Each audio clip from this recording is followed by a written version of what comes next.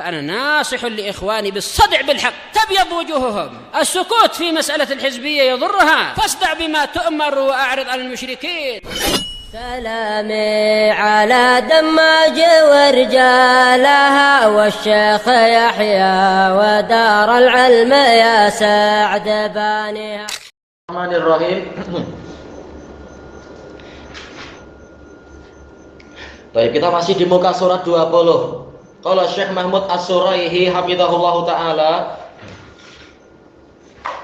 al-khamisah, ini ya alamat yang kelima dari alamat isim, huruful khafat, yaitu dia dimasuki huruf jar, ai dukhuluha alaihi min awwalih, yaitu masuknya huruf jar kepada lafaz tersebut di bagian awalnya. Li'annaha la tadkhulu illa alasm. Karena huruf-huruf jar tidak masuk kecuali kepada isim. Wa dzalika annal majrur mukhbarun anhu fil makna. Karena sebenarnya secara maknawi isim yang majrur itu dikhabarkan tentangnya. Ai musnadun ilaih, disandarkan kepadanya, yaitu sebuah huruf disandarkan kepada lafadz, maka lafadz itu adalah isim. Wa hadhihi min alamatil isim, ini termasuk alamat isim, kama sabaqa takriruh, sebagaimana telah berlalu takrirnya, penetapannya. Summal ismu qad yakunu dhahira, kemudian isim terkadang berupa isim zahir. Kama fi qaulihi ta'ala, sebagaimana dalam firman Allah Ta'ala, wa adzanum minallahi wa rasulih, dan pengumuman, pemberitaan dari Allah dan Rasulnya. Mana sisi pendalilannya itu? Minallah. Amin, masuk kepada sebuah lafadz yang zahir, isim zahir, yaitu Allah. Maka lafdzul jalawah Allah memang isim. Au muawwalan, atau boleh jadi isimnya itu isim yang muawwal. Tayyib, ditakwil mungkin apaan dengan fi'il mudhari misalkan.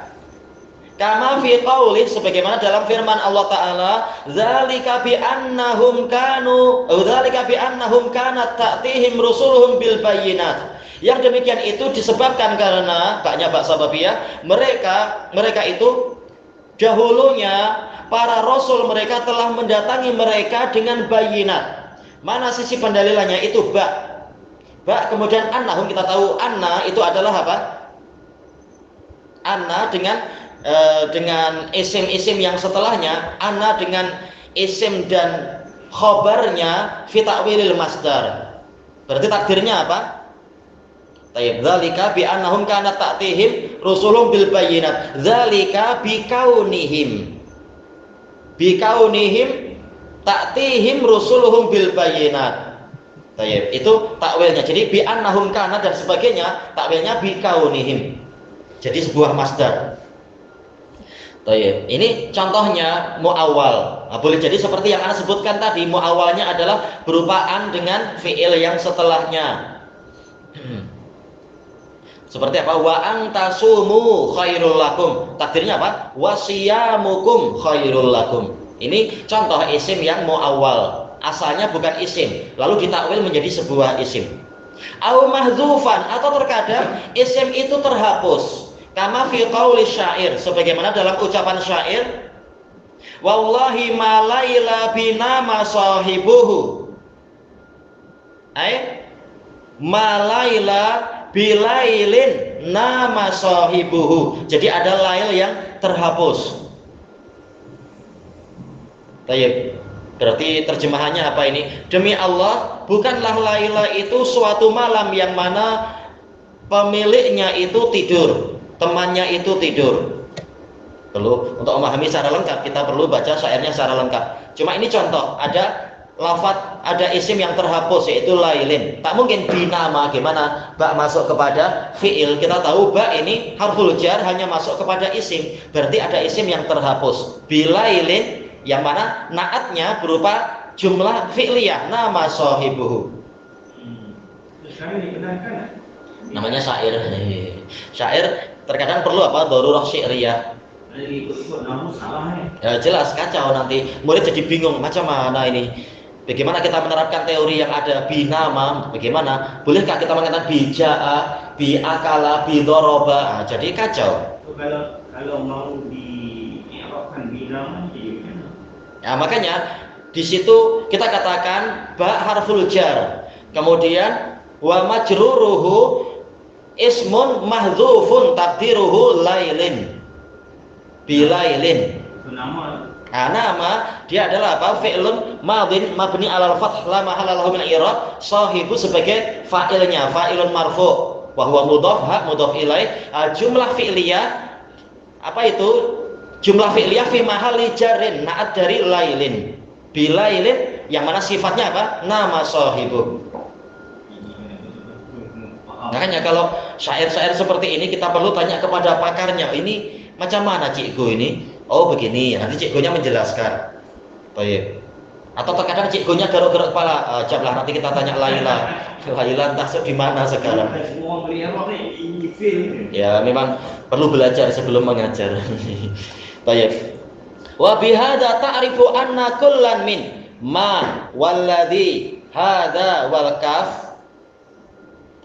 Dengan ini Anda mengetahui bahwasanya masing-masing dari lafaz-lafaz berikut ini, yaitu apa? Ma, alladzi, hadza, al-kaf min nahwi, dari contoh kalimat. A'jabtu bima sonakta. Saya merasa kagum dengan apa yang Anda perbuat. Ma di situ dia isim. Bagaimana isim? Ya karena buktinya dia dimasuki oleh harful jar yaitu ba. Berarti ma ini apa? Dia isim mausul. Isim mubham yang mausul. Baik.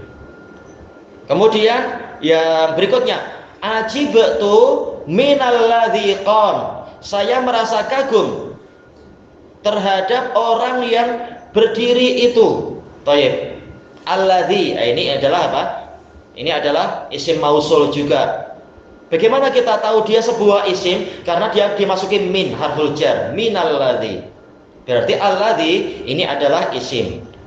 Kemudian yang berikutnya, salim ala hadzal rajul. Sampaikanlah salam kepada lelaki itu. Oh, hadza takdirnya apa yang menjadi sisi pendalilan ya, dimasuki oleh ala. Jadi dia isim isyarah di sini, isim isyarah lil qurb, dekat. Ini adalah isim. Buktinya dia berjumpa harful jar. Kemudian marartu bika, saya melewati dirimu. Akaf di sini walaupun hanya satu huruf namun dia bukan harf, dia adalah isim. Buktinya apa? Dia dimasuki harful jar yaitu ba. Kata beliau ini semua asma, semua adalah isim. Lidukhuli hurufil jarri 'alaiha, karena masuknya huruf-huruf jar kepada lafaz-lafaz tadi. Maka lafaz-lafaz tadi adalah isim. Baik. Wa hasilu ma dzakarahul musannif, kesimpulan dari apa yang disebutkan oleh si penulis yaitu Ar-Ru'aini rahimahullah min alamatin lil isim. Walaupun kita tahu bagusnya adalah apa? Bukan pakai lam tapi pakai alif. Min alamatil isim, tak perlu lil isim. Tapi enggak masalah. Khamsun. Jadi ada 5 alamat yang disebutkan oleh si penulis. Sintani talhaqanihi fi akhirih, yaitu dua alamat itu berjumpa dengan isim di bagian akhirnya. Wahuma yaitu apa? Al-khafad, yaitu apa? Berupa jar. Buktinya isim-isim itu mengalami kasroh secara mudahnya. Yang mungkin di kasroh, atau kalau yang menjadi pengganti kasroh ya berarti ya pengganti kasroh. Wa tanwin, nah tanwin juga datang di bagian akhir. Ini alamat isim yang datang di bagian akhir berupa jar dengan tanwin. Wa sintani tadkhulani alaihi min awwalih, 2 alamat masuk kepada isim di bagian awalnya, dari awalnya. Wahuma al alifu wal lam, atau yang dipanggil dengan apa? Al.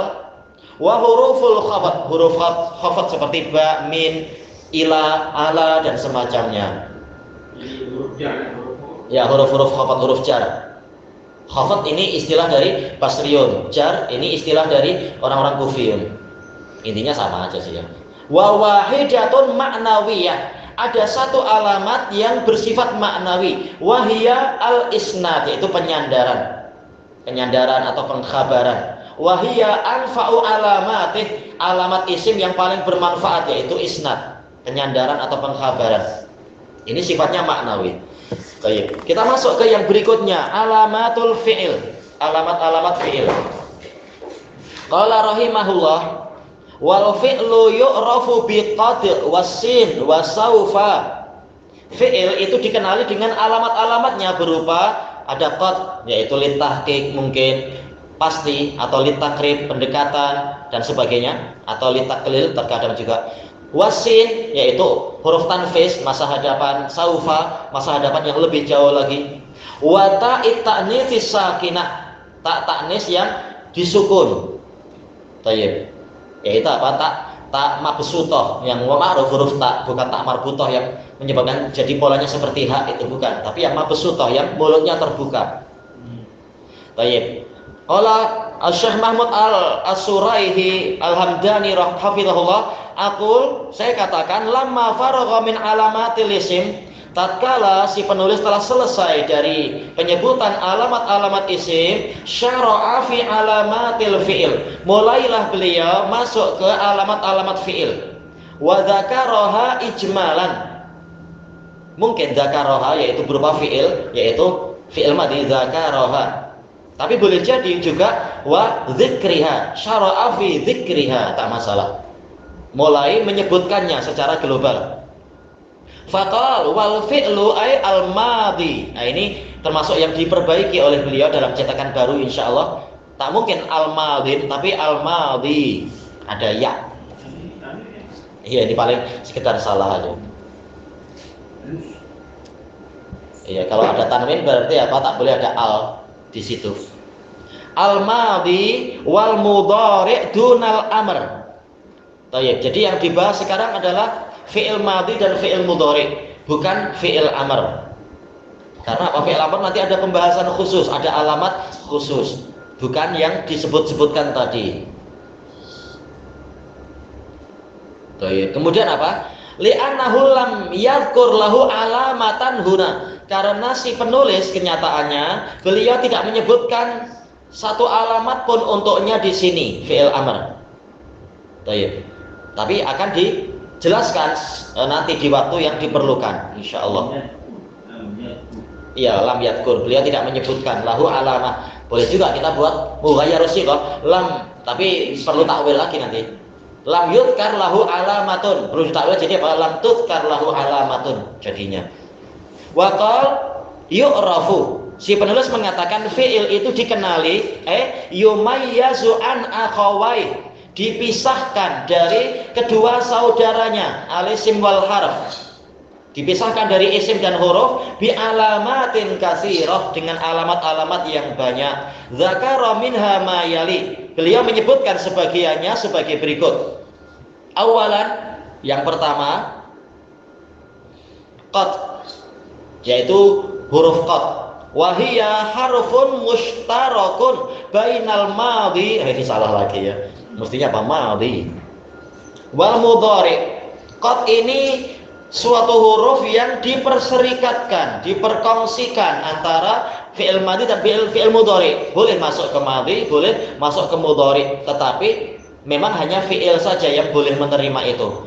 Isim tak mungkin mengalami itu kecuali kalau bukan qad. Seperti dalam Quran, apa itu qaddat qamisahu, itu sudah lain. Itu qad bukan harf, tapi apa? Fi'il madhi, qadda. Tapi pembahasannya lain. Nah, itu ada mim lagi nanti, qaddama. Ada mim. Haywa. Kemudian dikatakan di sini wahia, alah, kenapa jadi terulang-ulang ya? Wahia ma'al madin, tak mungkin, tapi ma'ali. Paling ini sudah dikoreksi untuk cetakan yang baru. Ada cetakan baru beliau mengirimkan ke ana, cuma sayangnya setelah kita mencetak semuanya baru beliau ngirim. Karena beliau ngirimnya setelah di sana dicetak secara rasmi ya, baru filenya boleh disebar. Biasa kadang syarikat syaratnya lain-lain. Ada juga satu Syekh Al-Hakami Diib, beliau menjanjikan, karena beliau yang minta anak untuk mengajarkan buku-buku beliau, terus anak minta untuk ikut cara ulama muhaddisin, yaitu memberikan ijazah. Beliau mengatakan engkau layak dapat ijazah, tapi filenya nanti aja setelah dicetak resmi. Nah, akhirnya terkadang kita tertinggal. File yang lama ada, tapi file yang baru ketinggalan. Makanya ini semuanya lama. Covernya yang baru, cover kreasi teman kita di Indonesia. Covernya aja yang baru, tapi isinya sama, semuanya sama. Di hadapan kita semua sama. Yang baru itu baru datang. Tapi tak apa, insya Allah yang lama pun sudah diperiksa ulama dan disetujui. Paling salah sedikit-sedikit gini sambil jalan kita. Litahqiq, yaitu qad apabila berjumpa dengan fi'il madhi, ini litahqiq, yaitu untuk kepastian mutlaqan, secara mutlak. Tapi di mana? Fi kalamillahi azza wa jalla wa kalami rasulihi sallallahu alaihi wasallam, di dalam kalamullah dan kalam rasulnya sallallahu alaihi wasallam. Kalau qad berjumpa dengan fi'il madhi, ini litahqiq.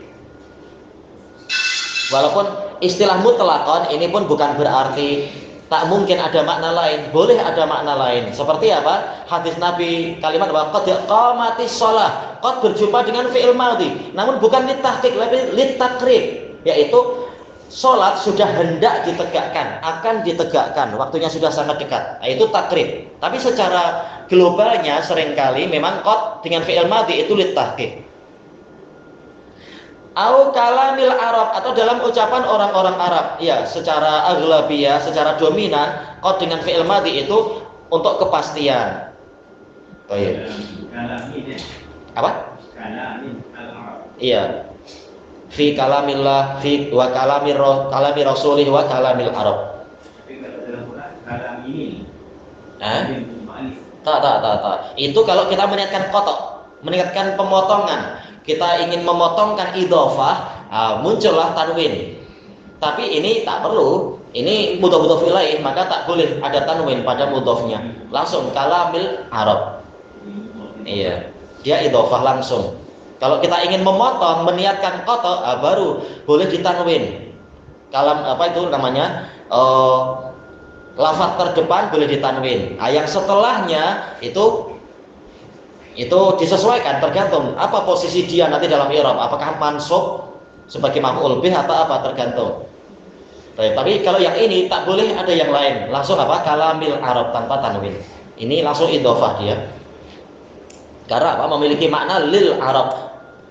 Kalam lil Arab. Kalamnya orang Arab. Awil musannifin, atau para penulis. Qad dengan fi'il madhi itu secara umum litahqiq. Qad bayyana fi hadzal kitab, misalkan kami telah menerangkan di dalam kitab ini demikian. Selesai. Wa ma'al mudhari, qad apabila bersama dengan fi'il mudhari, apa maknanya? Perlu dibagi-bagi. In kanat fi kalamillahi subhanahu wa ta'ala wa rasulih sallallahu alaihi wasallam, jika itu ada pada kalamullah dan kalam rasulnya sallallahu alaihi wasallam, fala tufidu illa tahqiq, maka tidak memberikan faedah kecuali kepastian. Nanti contohnya disebut di sini insyaallah oleh beliau. Ayo. Kemudian wa in kanat fi kalami ghairihima, namun apabila qad dengan fi'il mudhari ada pada selain kalamullah dan selain kalam Nabi, fahuwa litaklili ghaliban. Ini seringkali adalah untuk menunjukkan apa? Terkadang. Seperti apa? Qad yasduqul kadzub. Terkadang pendusta itu jujur juga. Qad yakdzibus shaduq, terkadang orang yang sangat jujur itu berdusta. Ya, tak ada yang maksum, tapi terkadang, jarang-jarang. Baik. Kemudian, ini ada ya di sini contohnya, tapi nanti kita baca sedikit lagi. Misaluha, sedikit lagi kan besok kok. Nahwu biasanya apa? Letih. Kita habiskan ini muka surat ya, tayyib, tamam. Misaluha ma'al madhi. Ini minta diulang. Entahlah, ini mungkin sekretarinya. Banyak di sana para penulis, mereka bukan menulis langsung dengan laptop, tapi apa? Bayar ke sebagian murid untuk jadi juru tulis. Baik. Qauluhu ta'ala, firman Allah Ta'ala, wa na'lama an qad sadaqtana dan sehingga kami mengetahui, kami para Hawariyun, bahwasanya Anda wahai Isa telah jujur kepada kami. Ini qad dengan fi'il madhi, yaitu kepastian. Wa ma'al mudhari, kalau ma'al mudhari fi qaulihi ta'ala qad ya'lamullah, bukan maksudnya terkadang tapi pasti.